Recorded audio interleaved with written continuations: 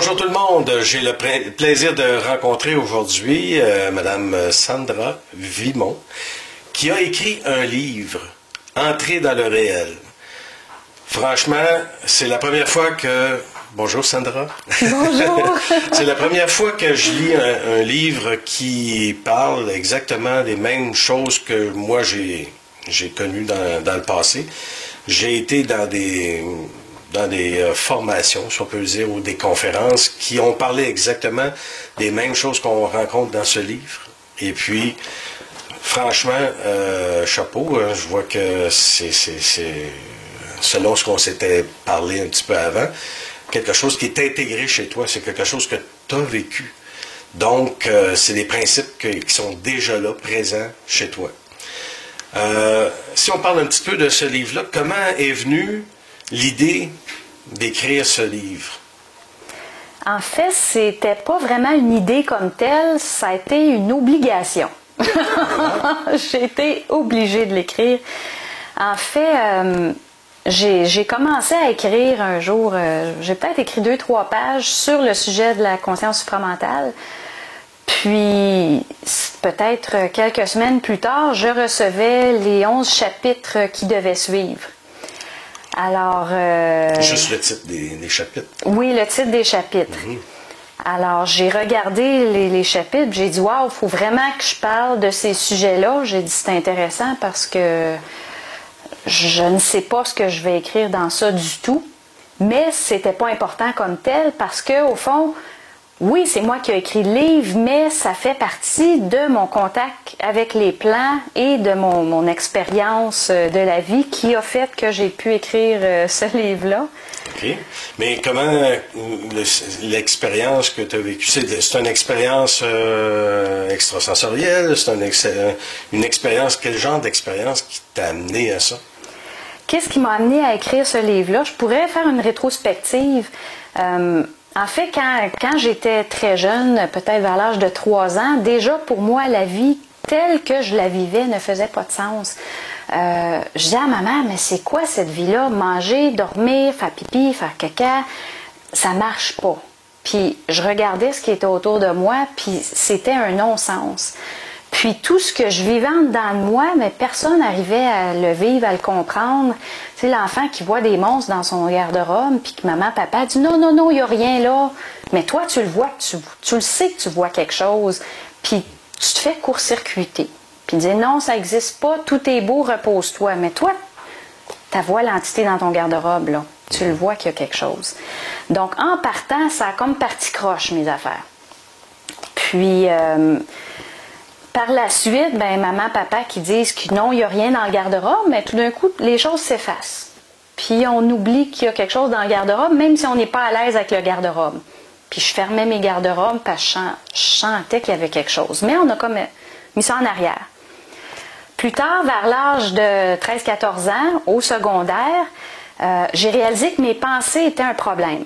Donc, qu'est-ce que c'est des pensées qui sont un problème? Ben, c'est des pensées qui m'empêchaient de faire ce que je voulais faire, d'aller parler à quelqu'un, d'aller faire quelque chose.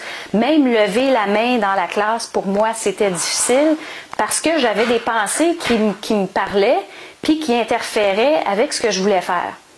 Donc, j'étais une petite fille très timide. Entre moi et la tapisserie du mur, c'était pas mal la même chose.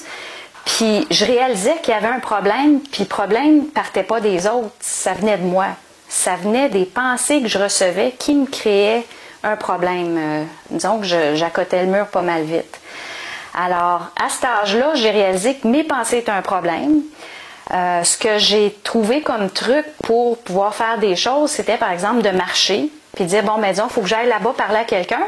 Bien, je marchais, puis au lieu de penser, puis de regarder, bon, mais qu'est-ce que je vais y dire, bien là, je comptais mes pas. 1, 2, 3, 4. Puis là, j'arrivais devant la personne, puis là, je tremblais comme une feuille, puis là, bien, j'étais obligée de parler. Donc, tranquillement, j'ai compris qu'il y avait quelque chose au niveau de la pensée, qu'il fallait regarder là.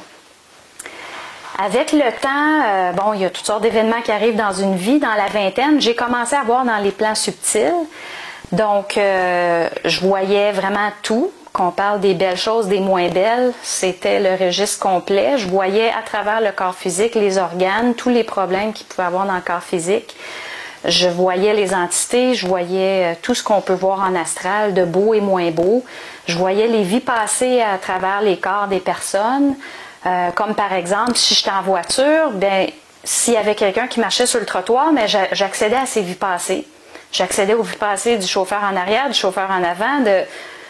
Puis, est-ce que ça m'intéressait de savoir que la personne avait, dans son autre vie, eu la jambe arrachée dans une guerre, puis c'est pour ça que dans cette vie-ci, elle marche comme ça? C'était vraiment une intrusion. Puis, je le vivais comme ça, parce qu'au fond, on est vraiment dans l'intimité des personnes. Puis, j'accédais à cette intimité-là sans la demander. Donc, j'avais un grand malaise avec ça. Puis, en même temps, mes parents ne pouvaient pas me répondre parce que j'étais vraiment seule dans ce que je vivais. Je n'avais pas d'amis qui vivaient ce que je vivais. Alors, j'ai vraiment vécu ça seule, en dedans. J'en parlais pas. Jusqu'à temps que, dans vingtaine, là, j'ai rencontré des personnes qui voyaient tous comme moi. Donc, j'ai eu cette chance-là, justement, d'avoir été mis en contact. On devait être à peu près 6 qu'on voyait identiques. Alors, je disais, mais vois-tu telle chose là-bas? Puis l'autre, elle voyait. Puis, donc, pendant peut-être un 4-5 ans, je me suis tenue avec eux. Ça a été plus au niveau de la spiritualité. Puis, je dirais, ces années-là ont été très bonnes parce que ça m'a permis d'investiguer beaucoup, beaucoup de choses, disons, plus occultes, plus ésotériques. Je suis allée à fond dans toutes sortes de techniques. Mais je réalisais que ça ne me nourrissait pas.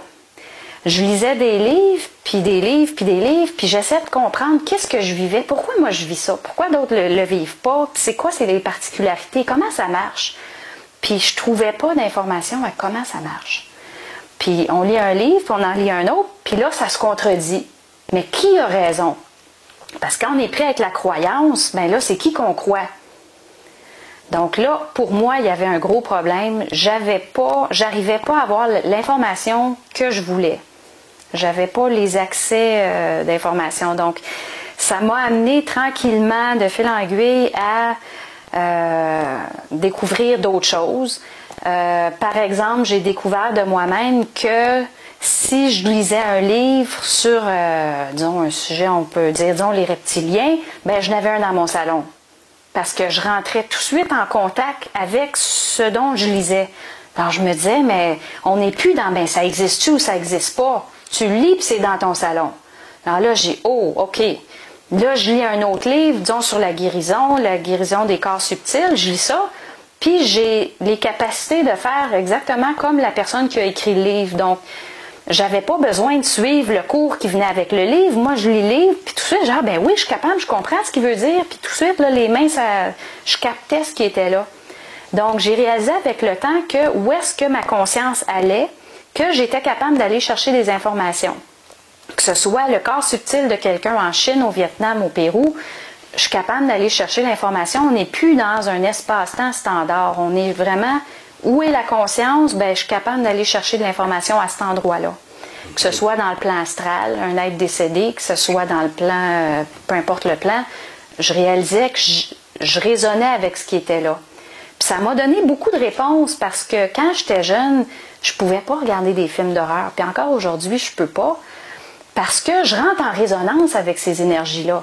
Donc, celui qui a écrit le film d'horreur, ben lui, il se promène dans les énergies du bas astral, il va chercher des énergies, puis là, il met ça en image, en son, Moi, je vois ça, mais je rentre en contact avec la source de son inspiration, donc le bas astral, de tout ce qui peut être plus monstrueux.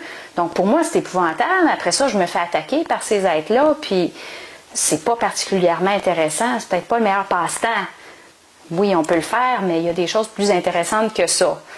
Donc, j'ai appris tranquillement à me protéger de ces interférences-là, parce qu'au fond, on découvre que les plans ne sont pas perméables. Ils ne sont pas imperméables, plutôt. Ils sont perméables. Donc, on a vraiment des contacts avec toutes sortes de plans. Je peux donner un exemple. Un jour, j'étais dans ma salle de bain, puis tout d'un coup, je reçois une pensée complètement farfelue, qui ne correspond pas à mon registre habituel. Puis là, je dis, c'est quoi ça? Puis la réponse c'était, mais c'est ton voisin qui écoute un film, puis tu viens de capter le film. Là.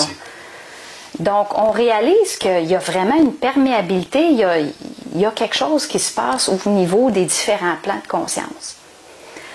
Donc, tranquillement, ça m'a amené vers l'étude supramentale. On connaît plusieurs personnes qui ont travaillé dans ce milieu-là, entre autres Bernard de Montréal, il y en a eu d'autres. Oui, parce que c'est ce que je ressentais beaucoup. Là. Oui. Bien, le contact, c'est à peu près la même place, parce qu'au fond, rentrer dans ces consciences-là, qu'est-ce que ça veut dire? Il y a un premier niveau de conscience qui est l'intégration du principe de la volonté. Qu'est-ce que ça fait? Quelqu'un dit, moi, comment je sais si j'ai intégré ça? On le sait parce qu'on a une sensibilité face au plan suprasensible. Donc, on peut avoir, on ressent les entités, on sait que ça existe, et on ressent qu'il se passe quelque chose. Il y en a qui vont même les voir, il y en a qui vont les entendre, il y en a qui ça va leur prendre une expérience extrasensorielle pour s'ouvrir à cette ouverture-là qu'ils ont en dedans. Ça peut être une mort clinique. Puis là, ils vivent la mort, puis là, ils reviennent, puis ça vient de changer leur vie, mais il y avait déjà les corps subtils pour être capable d'intégrer ça.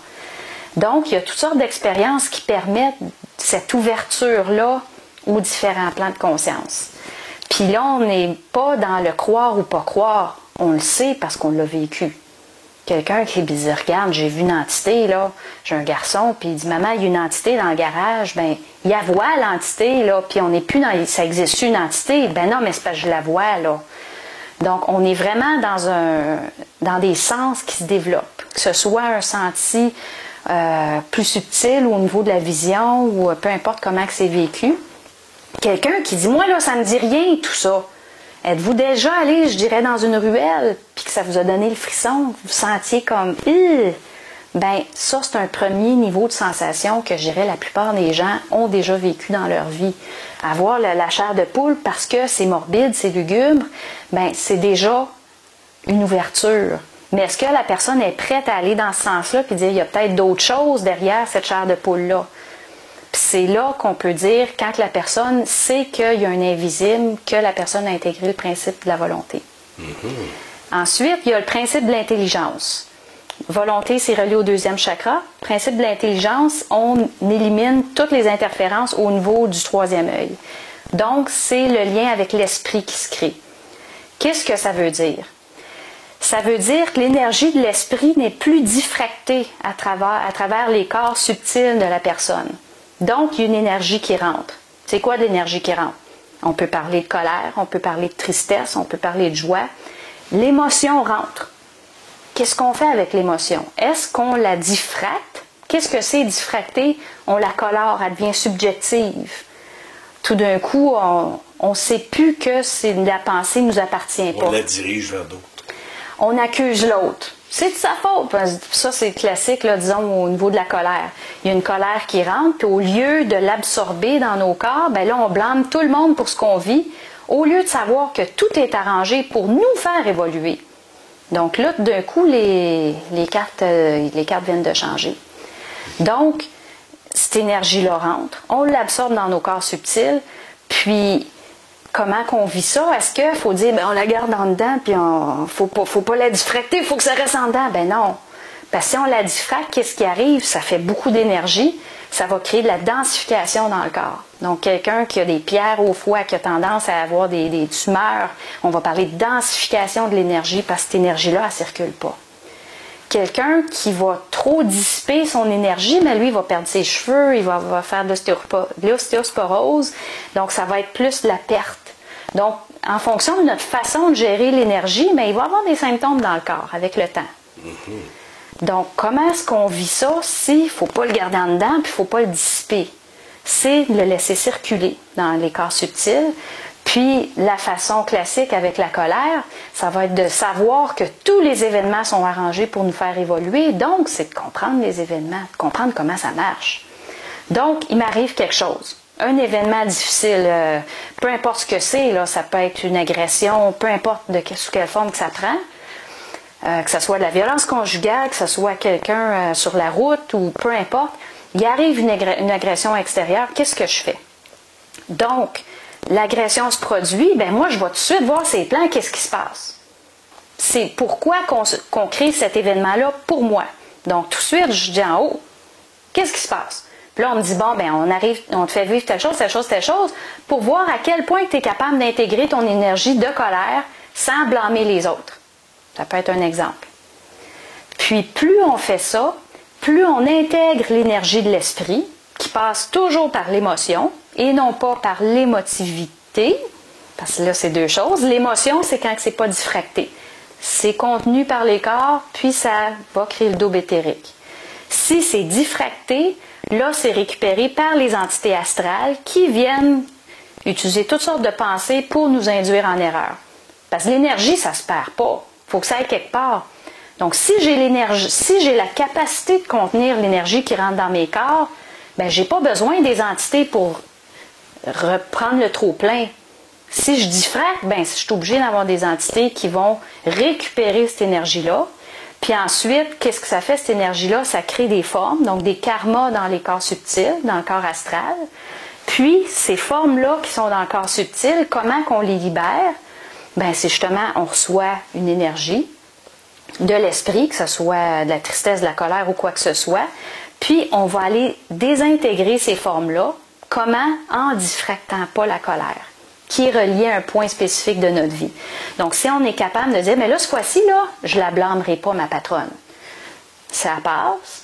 Puis, je sais qu'elle est utilisée pour me faire évoluer, pour que je grandisse en colère, pour que je puisse contenir ces énergies-là et aller créer mon double éthérique. Puis, c'est quoi un double éthérique? C'est un corps subtil. Est-ce que tout le monde a un double éthérique? Non. Ça se construit. Tout le monde a le germe. Le germe, qu'est-ce que c'est? Ben, en fait, on a plusieurs corps physiques et subtils. Donc, on a le corps physique, le corps éthérique, le corps astral, le corps mental inférieur, le corps mental supérieur.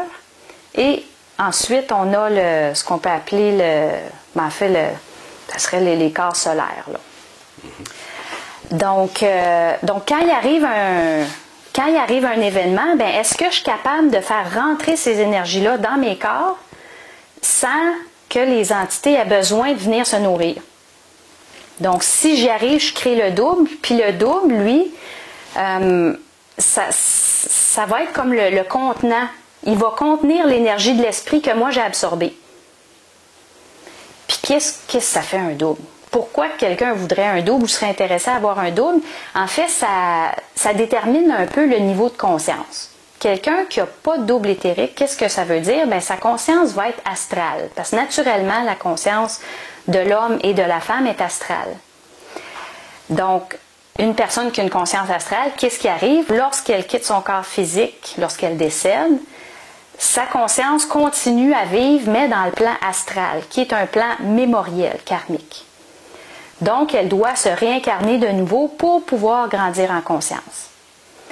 Si cette personne-là, pendant qu'elle est incarnée, est capable d'intégrer l'énergie de son esprit, bien là, toute cette énergie-là, au lieu de créer des karmas d'un corps astro, ça crée le corps du double éthérique qui est dans le plan surmental.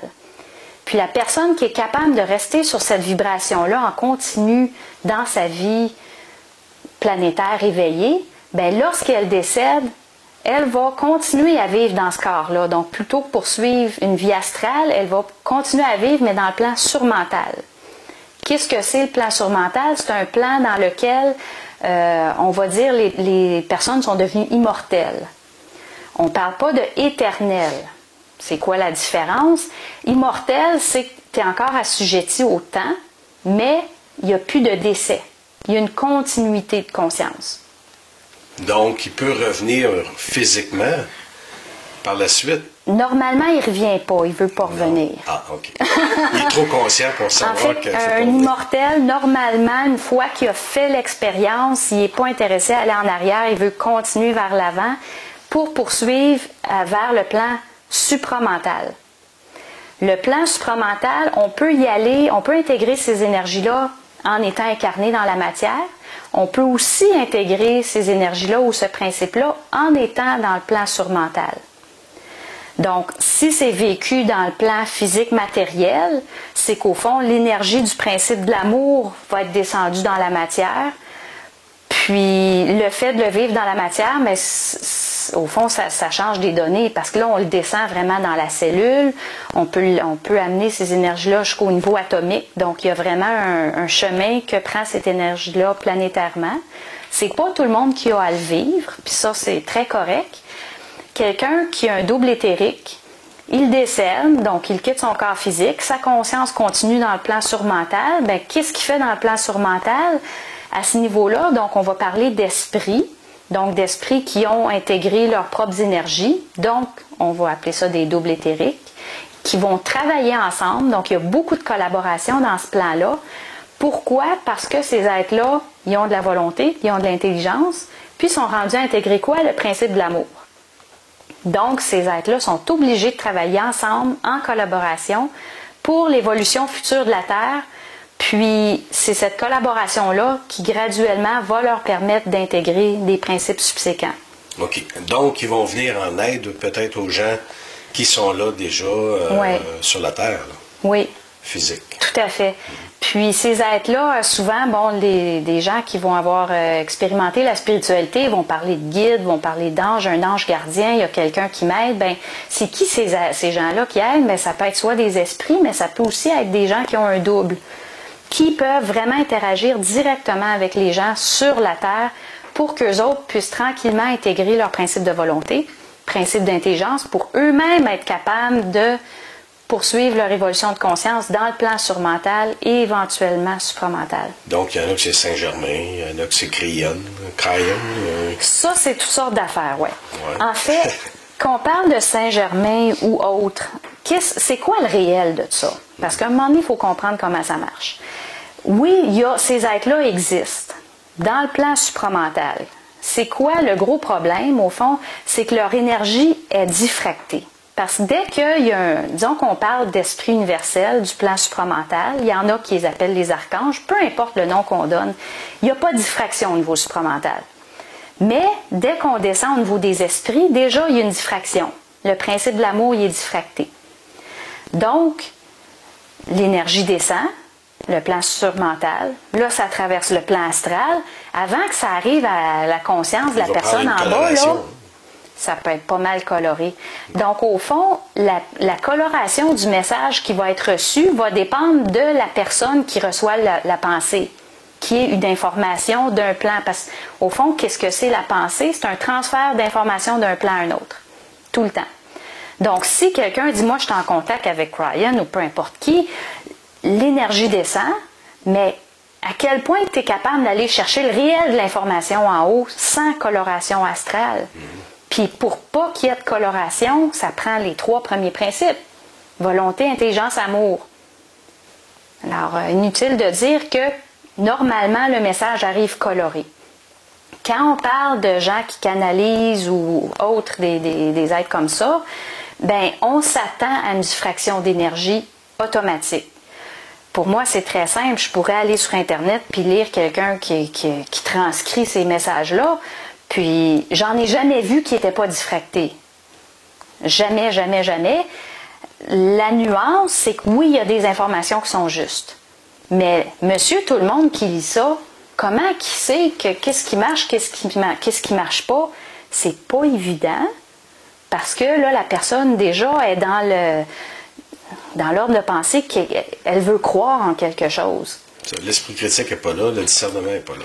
Puis le discernement, pour avoir un discernement parfaitement intelligent face à ces plans-là, mais ça prend de l'intégration des principes. Donc, il faut que les corps soient capables de supporter ces énergies-là.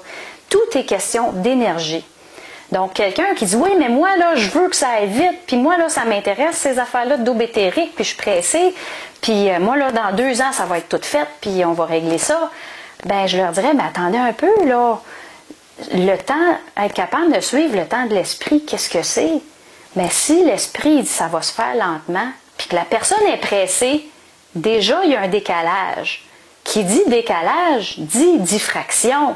Donc il est déjà, en bon français, à côté de la traque. Parce qu'il n'est plus dans le temps de son esprit, il est pressé. Puis peut-être que cette personne-là, la seule façon d'intégrer l'énergie de son esprit, c'est de prendre son temps. Puis de se dire, bon, mais là, je vais suivre le rythme de mon esprit. Parce que s'il est pressé, c'est sûr que ça vient de l'ego. Si ça vient de l'ego, qu'est-ce que ça veut dire en bon français? C'est qu'il y a toutes sortes de formes puis de karma dans son aura.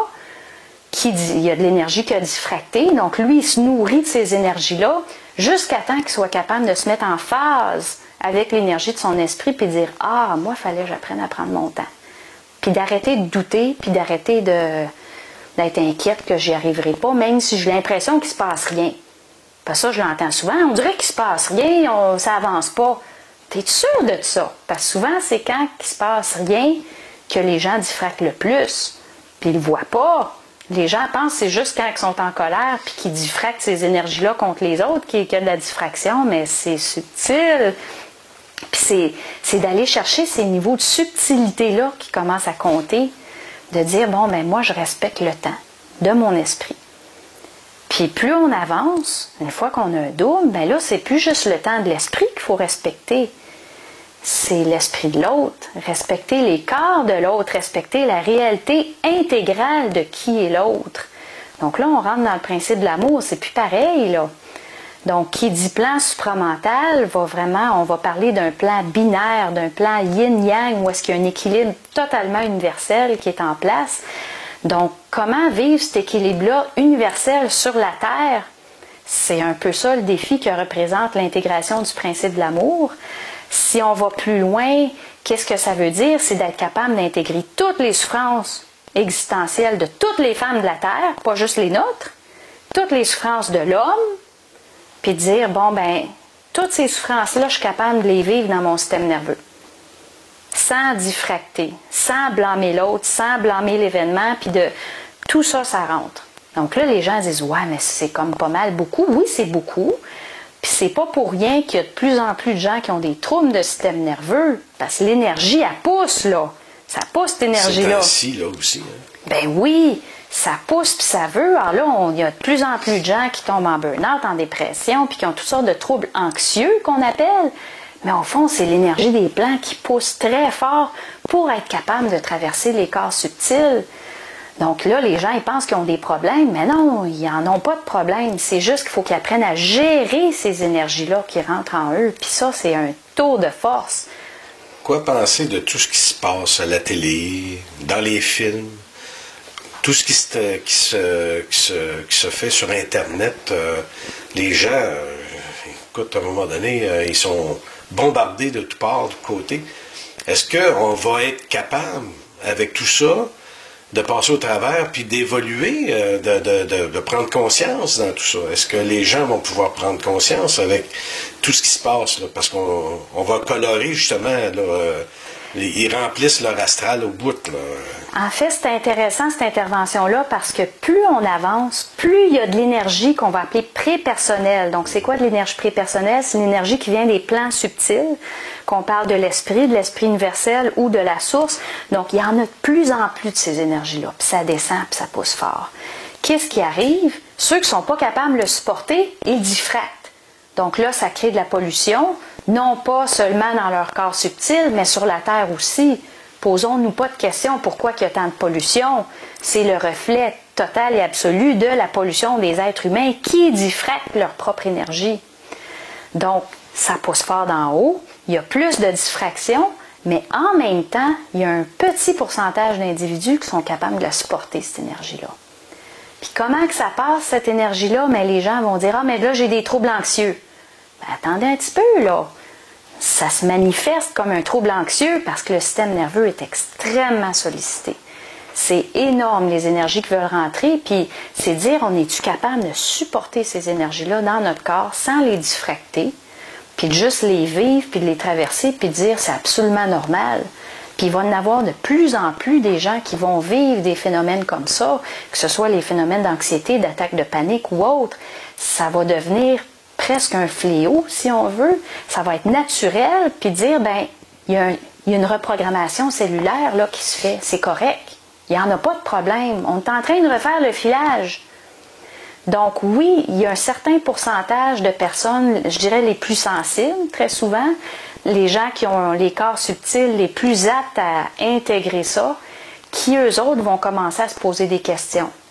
Puis ils vont se dire, mais ça va plus, sa planète. Puis ça va plus. Puis plus cette énergie-là descend, plus plus il y a des gens qui intègrent ces énergies-là, puis plus il y en a qui intègrent leurs principes volonté, intelligence et amour, bien, qui dit intégration du principe d'amour dit accélération de nouvelles descentes d'énergie. Donc, ça peut comme pas aller de mieux en mieux. Ça peut juste aller de pire en pire, mais au niveau de l'extérieur. Ça a l'air aller pire, mais c'est un contexte extrêmement favorable pour ceux qui sont capables d'intégrer l'énergie puis de dire, OK, ça, c'est la pollution de tout ce que les gens ne peuvent pas contenir. Moi, je suis capable de faire ma job. Puis moi, ma job, c'est de ne pas diffracter.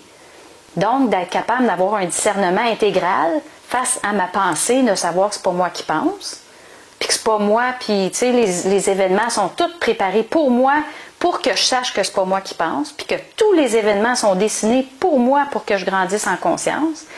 Puis après ça, je suis capable d'avoir une compréhension absolue de la personne qui est devant moi, sans diffracter. Donc, un respect absolu de qui est l'autre, c'est d'être capable de pas dire quelque chose qui va aller plus loin que ce que la personne est prête à aller.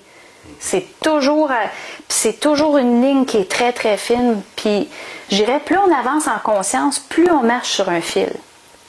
On n'a plus de marge de manœuvre.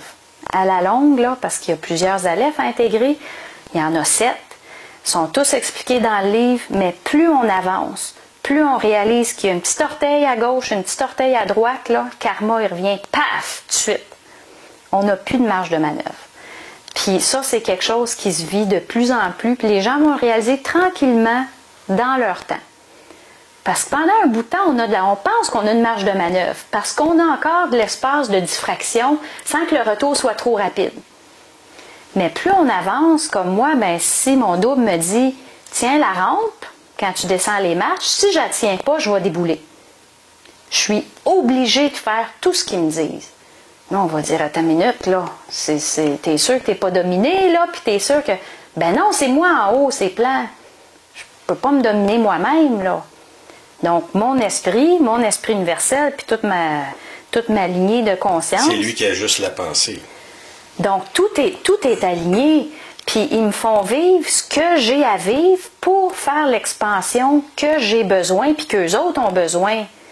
Parce que quand on évolue en conscience, on intègre au début des principes. On intègre la volonté, on intègre l'intelligence, on intègre. Mais un jour, on réalise que ces êtres-là, ils rentrent dans le corps. C'est ça qu'il faut expliquer un petit peu aux gens, parce que quand on disait eux autres, ça fait peur un peu, là. C'est qui nous autres? On est quoi, là, nous autres, là-dedans? Là? Il faut expliquer un peu qu'est-ce que c'est que eux autres. C'est qui eux autres? Ouais. C'est qui nous autres? Donc, si on commence avec la première question, je suis qui? Moi, ben, je suis un ego, puis j'habite un véhicule.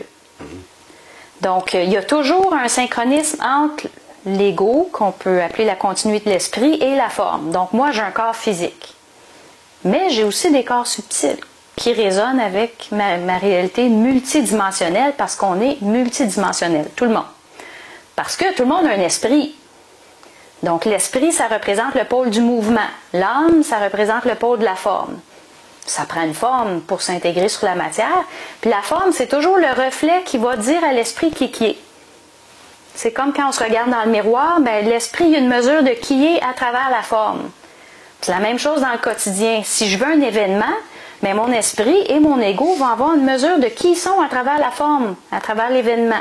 Ça prend l'événement pour permettre à l'ego et à l'esprit de savoir qui ils sont.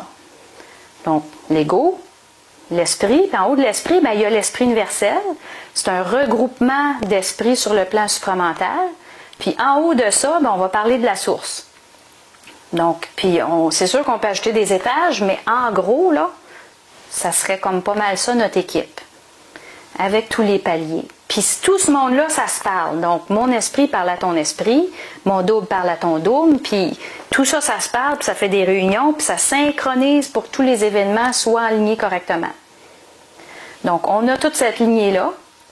Puis ça, ben, ça nous permet justement d'avoir un rapport avec l'autre, puis qu'on ait toujours une mesure de nous-mêmes dans l'événement.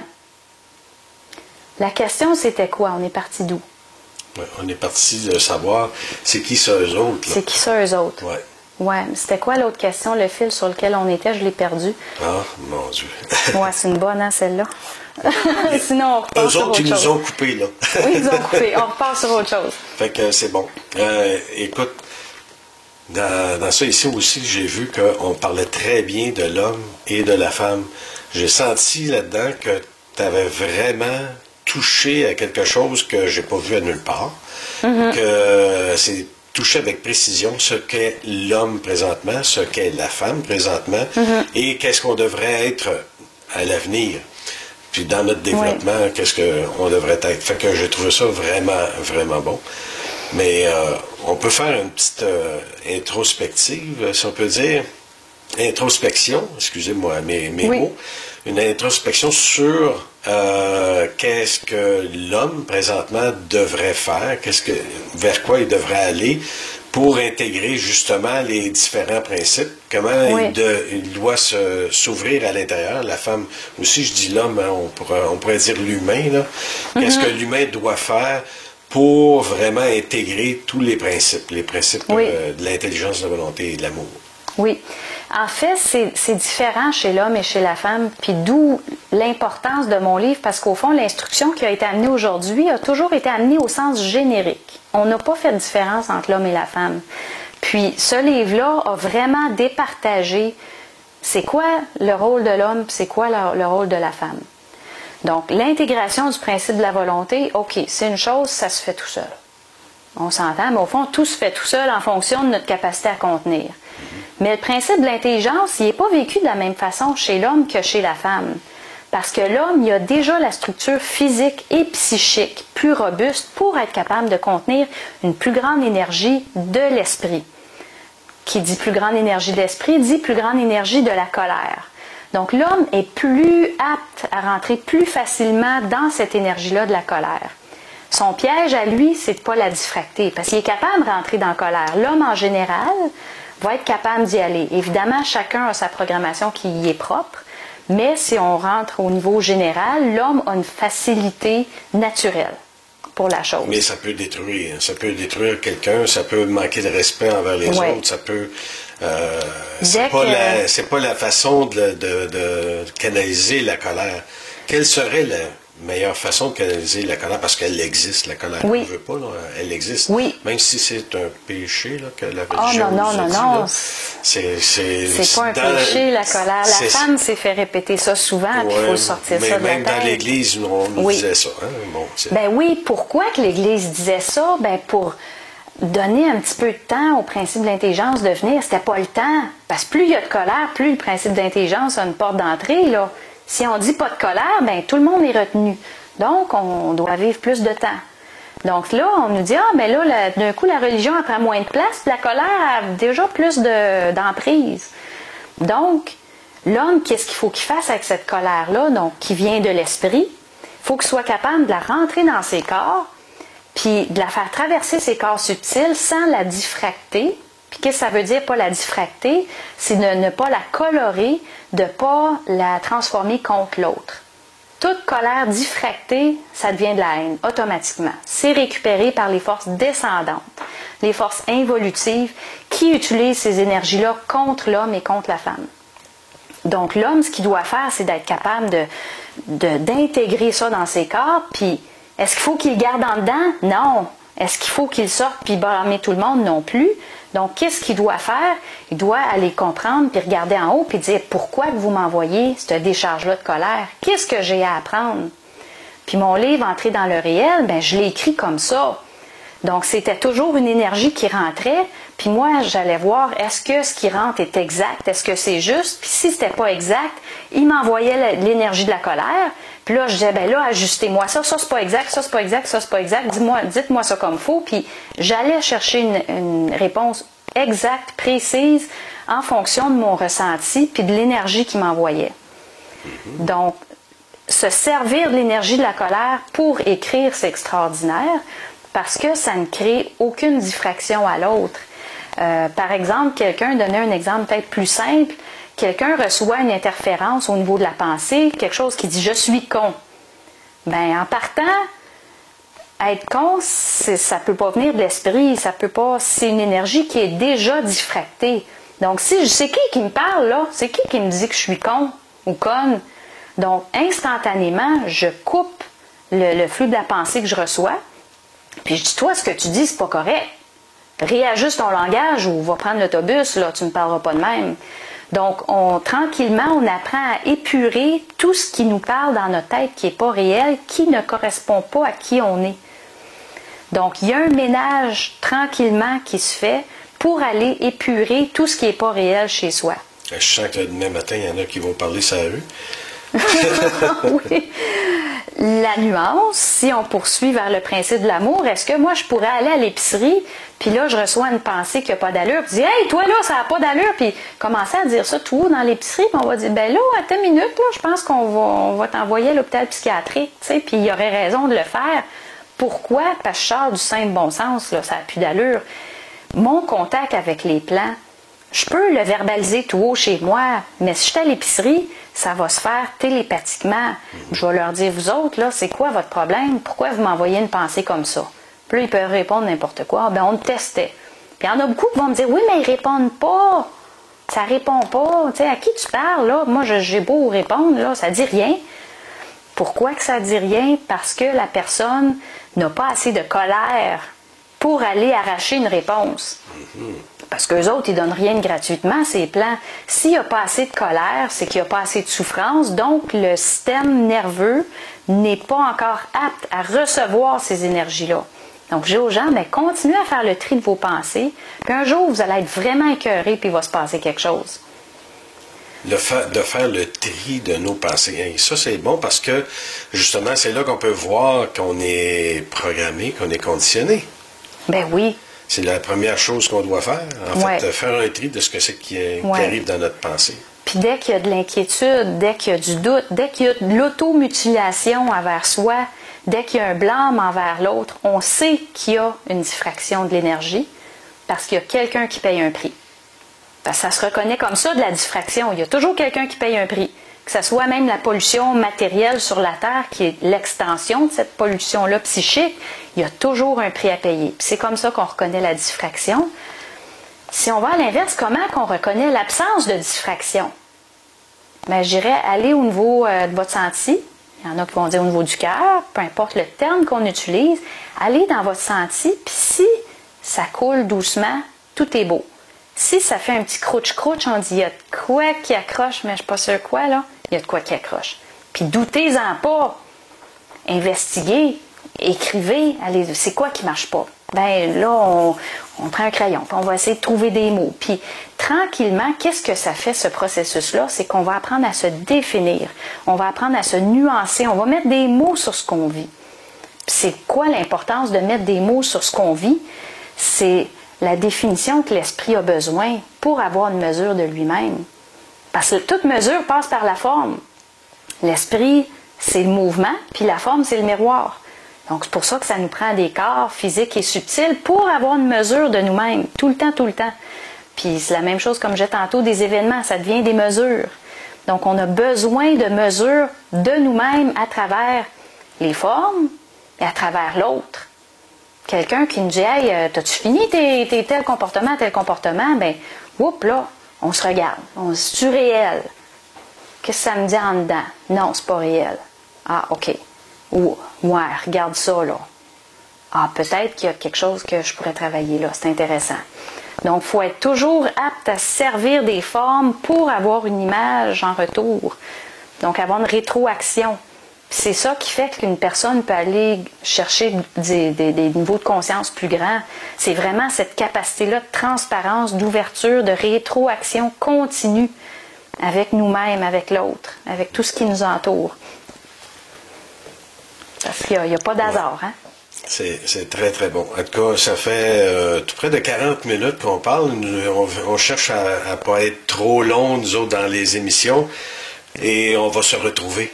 Certainement, oui. Je pense que ça va être nécessaire parce qu'on a à peine effleuré le sujet.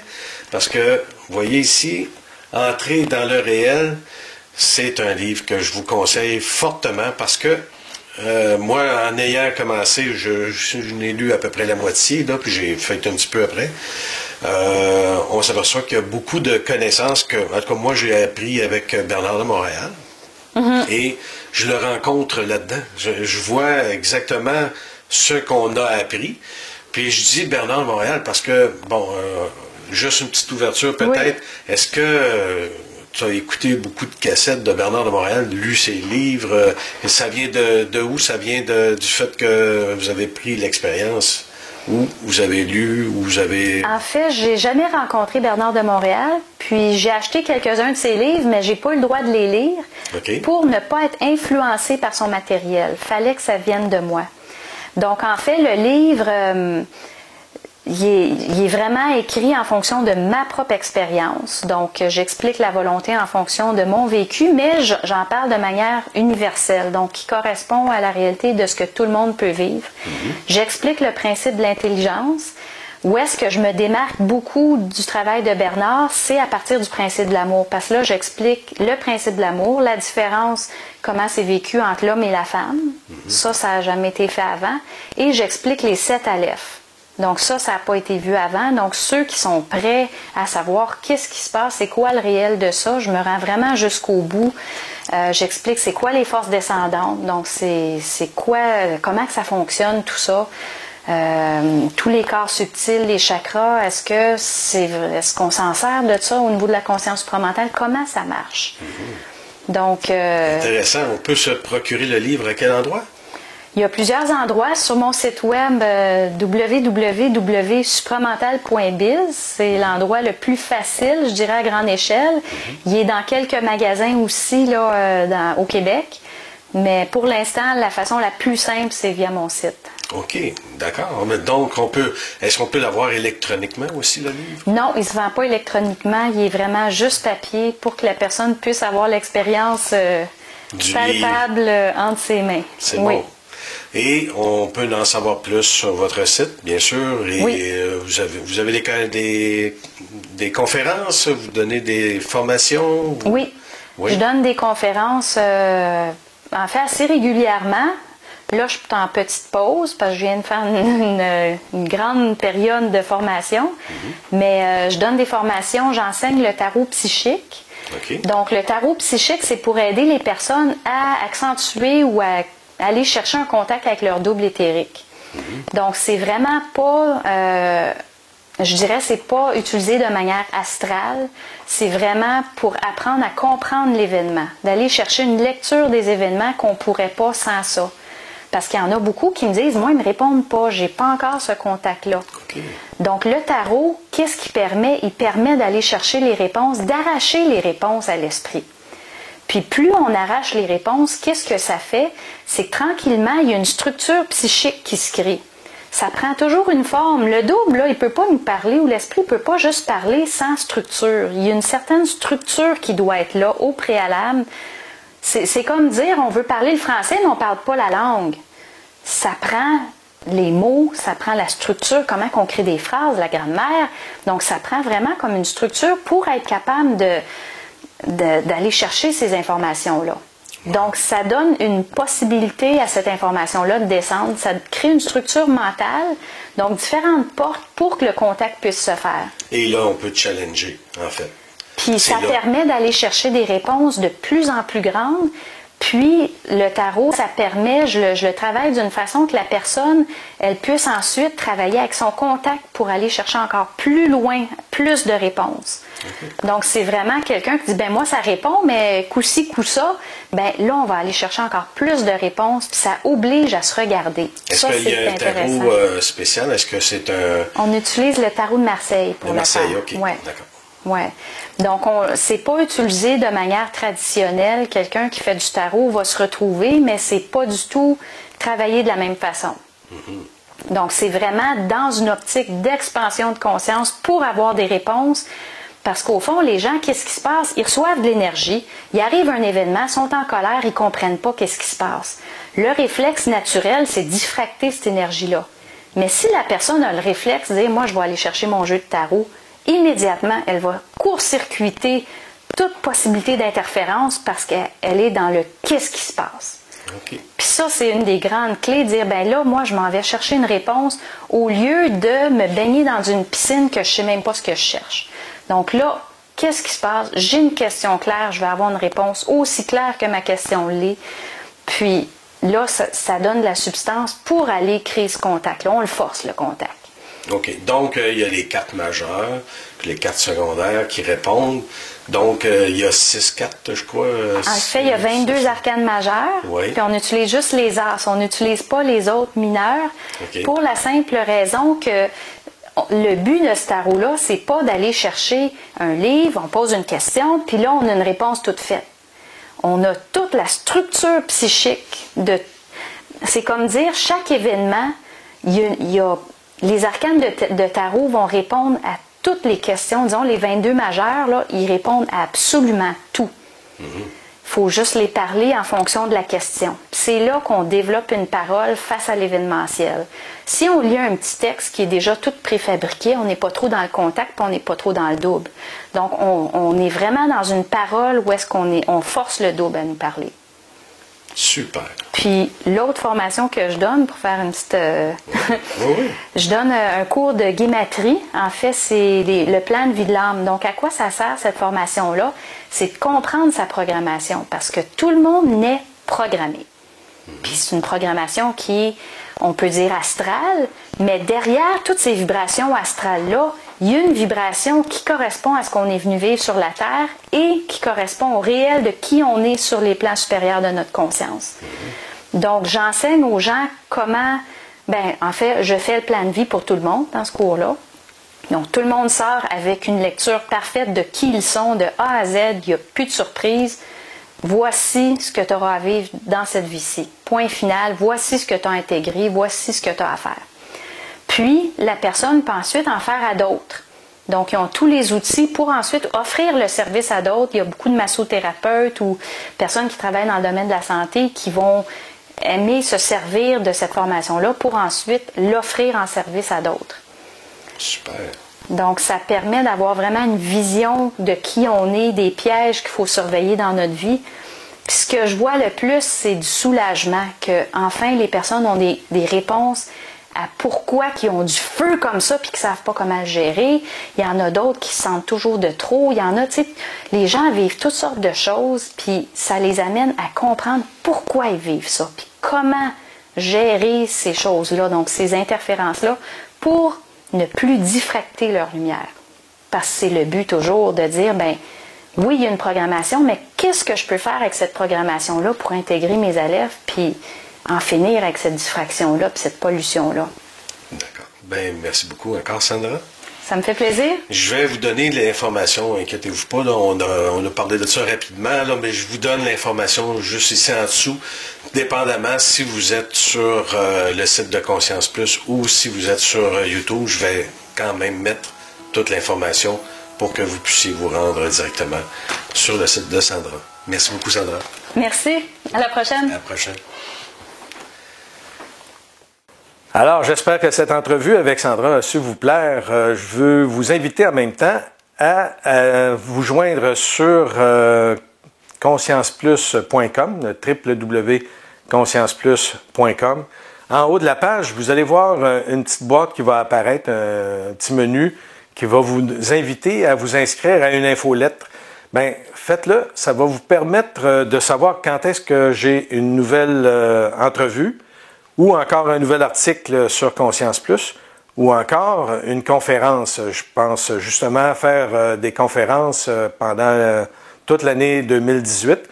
Alors, ne sachant pas exactement quand aura lieu ces conférences, je pourrais vous avertir par infolettre, parce que comme vous savez, soit le forum ou soit Facebook, on passe des fois tout droit à certaines informations. Comme ça, vous allez toujours savoir les activités qui vont avoir lieu en 2018. Alors, je vous invite à vous inscrire et je vous dis à la prochaine.